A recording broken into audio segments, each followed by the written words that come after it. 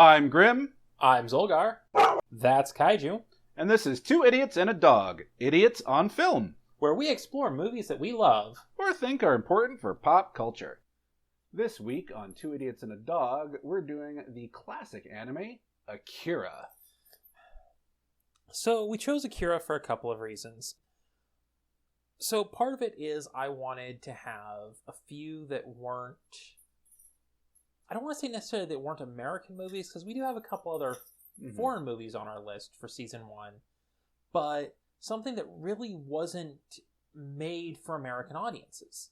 Akira really was built for the Japanese audience, because it was one of the very early anime films to make it to the US, which is the other reason we chose it, is because it has such a strong pop culture influence. It's not the first anime film to make it to the United States. There were 10 that saw theatrical releases before it, but of those 10, most people have probably only heard of not even half of them. 2 or 3, no, 4, because there was also a Robotech one. But you ask your average American, even your fairly aware of anime American, what the first anime movie to make it to the US was, they're probably going to say Akira. I know I would before I looked it up. But before we get into that, a quick word from our sponsors. We don't have any, so here's a shameless plug. Hey Zolgar, we should start thinking about the future of Two Idiots and a Dog. We should, but that takes effort. And we are just a couple of idiots. We shouldn't be allowed to decide anything. Got a great idea. Let's sucker our listeners into doing the thinking for us. Okay, but how would that work? Simple. Listener survey. That's so stupid, it might just work. If you like what we do, we would love to hear your thoughts on the future of Two Idiots and a Dog. We've put together a listener survey, less than 20 questions about the future of the project. All questions are optional, and we don't collect any personal information. It should only take a few minutes of your time, and you can help make Two Idiots and a Dog better. You can find a link to the survey in the description of this episode. You can also find it on our social media pages and Discord server. Alright, so I think the first thing we want to talk about is the visuals of this. Oh, absolutely, the visuals. The visuals are dated. They really are, because this is 1980s anime. Let me be very clear with you, the audience. This is the 80s anime. Like, full stop. Yeah, this is the iconic 80s anime, because this is the iconic 80s anime. However, what they did with that art and that style is phenomenal. Yeah. The very first thing you see is... Well, the first thing you see is blowing up Tokyo in 1988. Blowing up things. Big bada boom. Wrong movie. But then we cut to the distant future. The far-flung future of 2019? So, 3 years ago. Okay. Which, I think as far as things go, this one really did have some of the better, it's not as sci-fi as so many things are. There's no flying cars, there's no super androids, there's none of these classic tropes of sci-fi that we sit there going, wait, where'd that come from? Yeah, there's no cybernetics. There are lasers and space lasers, but those lasers have, especially the portable ones, have limitations, and it wouldn't have been too far of a stretch 30 years ago to be like, well, maybe we'll have that by this point. We almost do. Yeah. Especially, actually, the space one. What's interesting is we've gone... just as a brief aside here, is we've gone away from energy weapons because physicists have realized they are horribly inefficient. Yeah, So we're looking at ways to improve kinetic energy transfer, solid projectiles, and in that regard, you're not wrong. We're getting very close to orbital weapon systems. A little bit of a tangent there, but I did find it interesting to bring up that, yeah, except for that, we're focusing on kinetic energy versus purely energy weapons. You're right. Things are not that crazy or far off. There's even outside of the super tech. Yeah, outside of the super tech, like even the weird frozen hibernation cryo vault. We could technically build something like that today. The power draw would be nuts. Yeah. But we could build it. And the other thing I did want to mention on the aesthetics, though, before we go too far into the other details, right, is again on the aesthetics of the city. That city, it was so detailed, both in terms of the shiny parts where everything's nice and pretty, and then the places where it's run down, and it was so reminiscent of Blade Runner. I kind of wonder if the artists were inspired by it, or if maybe the artists for Blade Runner were inspired by the manga. I don't know. It's hard to say. It's one of those things where it's just like, which is the cart, which is the horse here, and which one came first, devolving into chicken-egg speculation at that point. And you are correct. Like, this is it's what I would call visually busy, but not in a bad way. There's graffiti, there's crumbling buildings, there's random strangers we never meet who are still detailed enough that we can tell, like, there's several scenes where, yeah, there's just random people in the background making out, because that's what people do.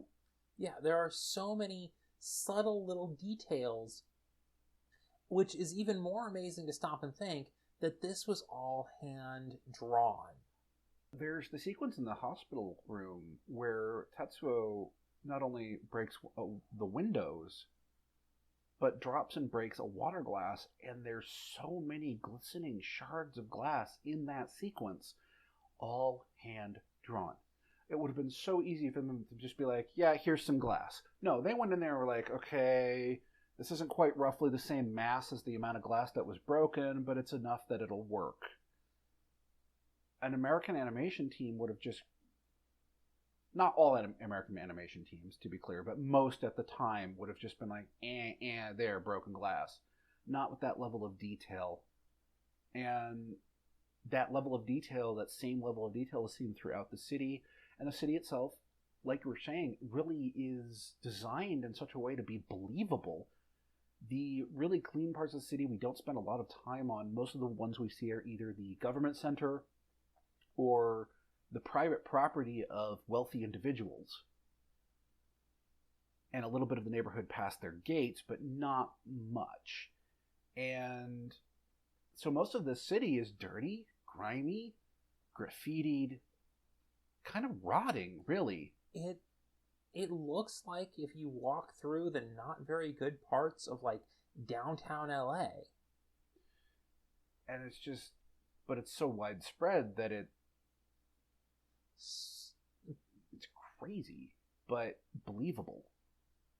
Well, when you consider that this is based on Tokyo, and Japan has one of the highest population densities because it's such a small space and has so many people. And yeah, who's to say what happened in the world of Akira after Japan, or after Tokyo blew up in 1988? Is the population bigger than it is because we have people coming in to rebuild? Is it smaller?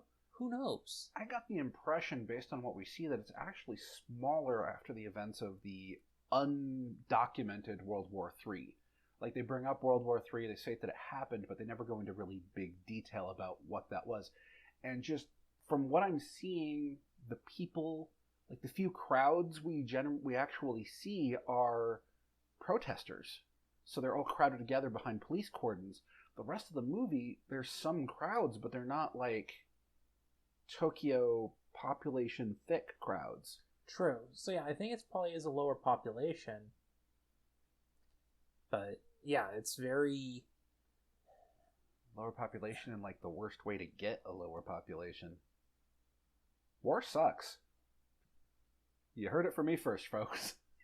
Yeah, so we see this attention to visual detail further throughout the movie, even up to the end when you see like little details like a piece of money stuck to the blood on Ryo's pant leg. Yeah. There's all these little details that carry throughout, and it's silly little things that would probably just happen in a live production because of incidental physics of whatever you're filming. And the fact that they hand drew it in and caught those details is impressive. Yeah. And of course, there's also the detail that goes into things like Tetsuo's transformation. That is a fucked up sequence. Well, even just him replacing his arm with all those random bits and bobs, like, it's not... It would have been so easy for them to be like, oh, and this just compresses into a segmented metal. No, you see the little individual pieces throughout the whole thing, even before he starts losing control of it. Yeah. And then he transforms, and... Nightmare fuel, man. I have a fucked up imagination. And even for me, that's a little... what? Yeah, got a little grody. So we've got this visual style that is amazing and detailed, and again, as I said, visually busy, but not in a bad way. That's not the only area where they got details solid. Sound.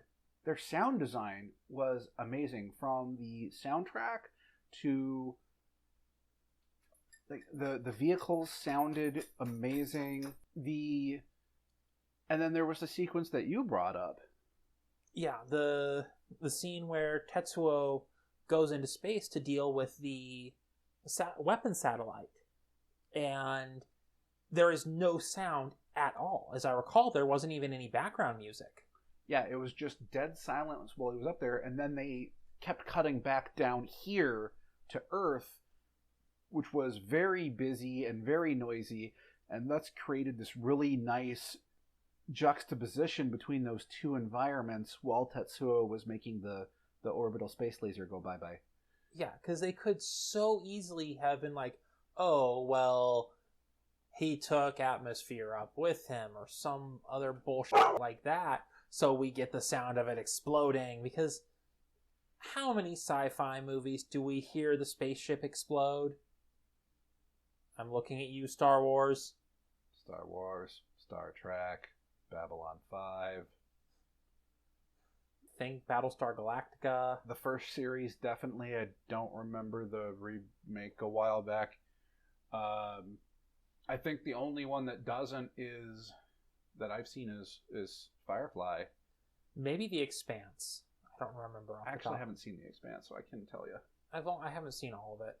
Anyway, so we've got really cool sound choices, and that really feeds into they made it so that the sound design and the visual designs work with each other in a really cool way, and that gives us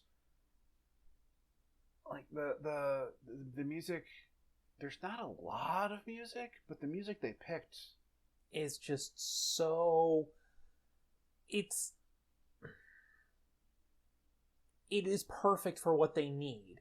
You know, Tetsuo's theme as he starts coming into his power, that every time he starts growing in power, you hear that just epic crescendo. Yeah. They really managed to fit the sound design into the storytelling and the visuals in such a way. And I think that's part of what makes Akira so good is, yes, there's a lot going on, and ultimately the story they're telling isn't that deep while also kind of sort of being a little deep. Yeah, Go ahead. It's the construction of these different elements put together that makes Akira stand the test of time. Yeah, like we were saying earlier, I think this is something that there's kind of two ways you can talk about this movie. You can kind of do what we're doing here, where we're just mostly looking at it on the surface. There's not a lot to talk about on the surface, which is how we spent so long just talking about the design choices. Yeah, Akira on the surface is basically what you see is what you get. There are deeper elements to it, which we'll touch on briefly in a bit here, but mostly, like, what we're seeing is what's going on. But like I said, there's the second way you could talk about it, which is if we spent hours and hours researching this to learn all of the nuances about it and then have a really deep, in-depth conversation about it. Yeah, and the fact of the matter is, we don't got time for that right now. The fact of the matter is, we're just a couple of idiots. We really are. It's right in the name of the show, folks.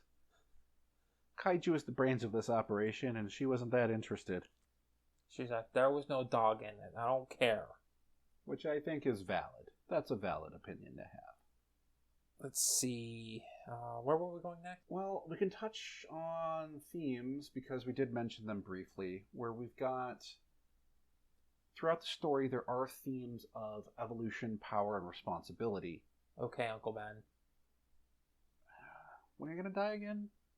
No, you're Uncle Ben this time. I'm Uncle Ben? Oh, crap.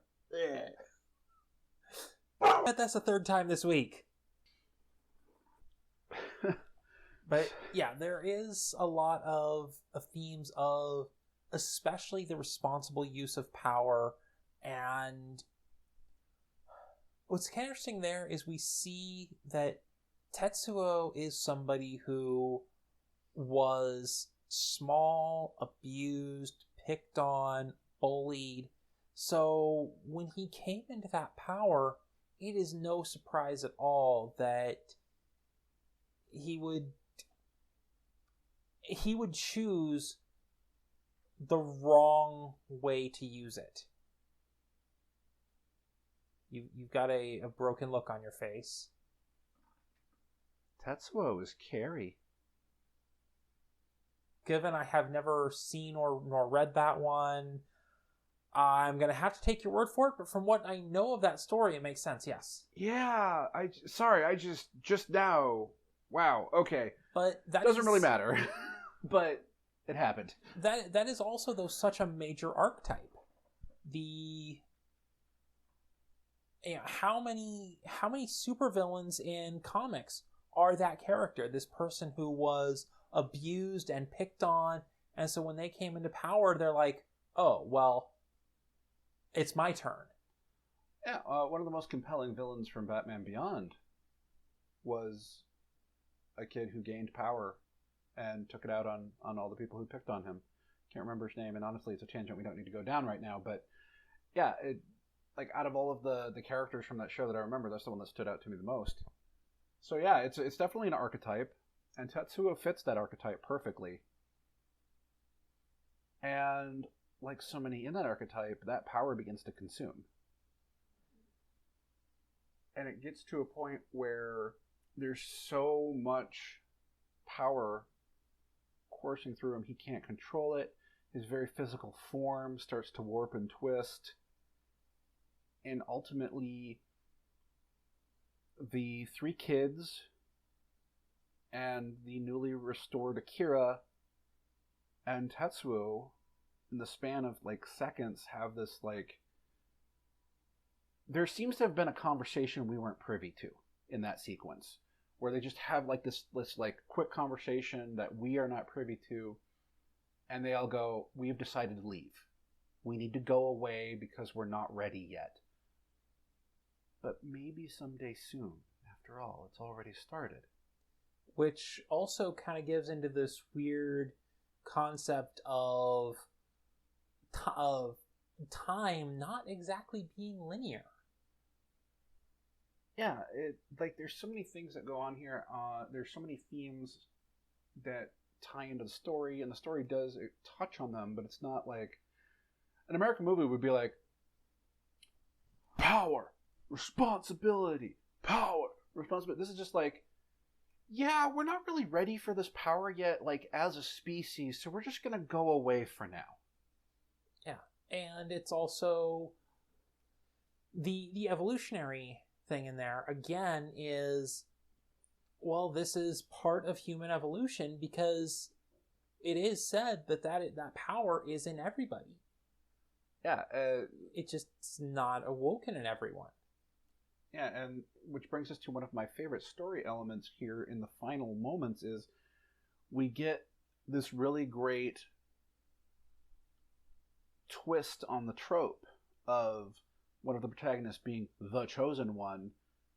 It's not our protagonist. It's heavily implied the love interest. Yeah, it's very implied that Kai or Kei? Yeah. We are not Japanese and deeply apologize. I think she was Kai. It was Kei, and I don't know how to pronounce that, to be perfectly honest. We're Americans. We're sorry. So very, very sorry. Yeah, because she is the one that the kids can channel through. Yeah, they can channel through her, and through doing so, they realize that she might be one of the first, or lead the species to a point where the first can happen. It's never said in so many words like that, but basically she is, whether it's her or one of her descendants, she is the gateway. That is the impression we are given. And so many movies would be like, oh yeah, no, Kaneda. And I would have just turned it off at that point because Kaneda is an idiot. Little bit. He is a competent idiot, though. This is true. Whenever it comes to anything physical, he can ride a bike like nobody's business, and he can throw down like a monster. And he can pick up on things quickly. You know, take that hover bike thing. Yeah, he just immediately kind of figured out how to use it. But not just use it, but use it in a confined space like an elevator. But at the same time, it also wasn't a completely instantaneous thing of, oh, hey, this is just like a bike. It was, there we go. Yeah. Especially when the second hovercraft showed up and he was still learning to use the first one, like he barely figured out how to get it working in time. And even then, it was more luck than anything. So he's not like perfect info absorption. And the fact of the matter is, a lot of our exposition dumps in this movie are people looking at this clueless, dense dumbass and going, word vomit. Because he just doesn't get what's going on. What? And honestly, he's not even that likable a character, really. He spends so much of the movie obsessed with chasing this girl he met for like 5 minutes. In police custody, no less. Never once stops to question why she was there. He knew why he was there. But he never stopped to question why she was there. Because to him, all that mattered was, that's a nice... I want to get me a piece of it. Pretty much. And, like, eventually, like, the only reason he's still part of the plot line after that point is because it just so happens she's part of this, like, resistance group that's involved in the main story. Otherwise, he would have not been re-involved in the main story for, like, until the very, very end. Well, it's twofold. It is the fact that she's part of this resistance group, and the fact that he knows the person who is kidnapped, the person who is now becoming a problem. But that whole part of it, until Tatsuo started really just, well, killing a whole lot of people, Tatsuo was like a secondary concern for him. But he was a concern for the resistance group. Which is why all of a sudden Tetsuo mattered again. It was his way in, again, to chase the pretty girl. So, again, he's not really a likable character. He's kind of a jerk. And yet somehow, she still falls for him. Still hold to the theory that, like, 6 months after the end of the movie, she just one day looks over at him and goes, why am I with this hamster? and just dumps him. Though, also, it does kind of seem like there's not a lot of great options. True. Like, none of the people we meet in this movie are all that great. I suppose when you're desperate for dick, you're desperate for dick. Suppose. None of this is to say that the storytelling or the characterizations we see are bad or anything. The story is actually very well told. It's just classic 80s anime where we, especially as a Western audience, are sitting there going, what the fuck? Why is someone's guts explode? Oh wait, that was a hallucination. Why is someone... Oh wait, that was a hallucination. Why is someone... Oh no, that one wasn't a hallucination. He just literally turned that man into human jam. You mean marmalade? Why marmalade? Apparently that means the skin's included. Fair. To be fair, I only know that because of his girlfriend, so... There's a reason she's dating me. We share the same macabre sense of humor. Anyway. The movie is good. Let me just... Like, I'm not going to say this is a must-see. I think most people should, but I'm not going to look at you and be like, oh, you don't want to watch Akira or you've never seen Akira, shame on you.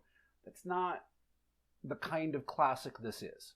But it is a very important one for anyone who's into anime, I think. Absolutely. It's one of the granddaddies. It came out in 1988 and was released here in 1989. Yeah. Which a year turnaround on a foreign animated film at that time is crazy. Yeah, there is one other thing I want to touch on really quick.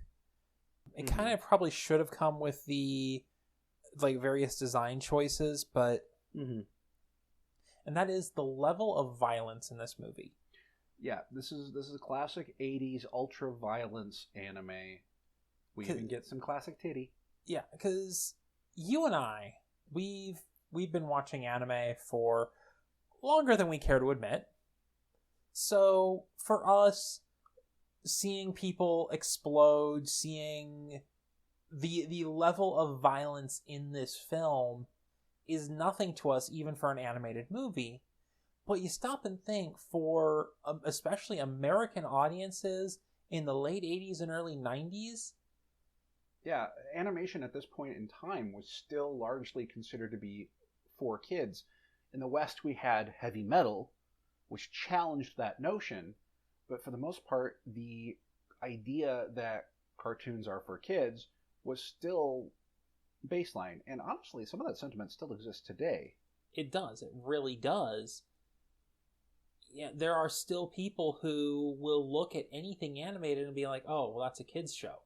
You look at how many people took their kids to see Sausage Party. And part of that, honestly, is the design choice for Sausage Party looks like a kid's cartoon. Contrast that with something like Castlevania, which is very much for adults. The art style really doesn't scream kids. Yeah.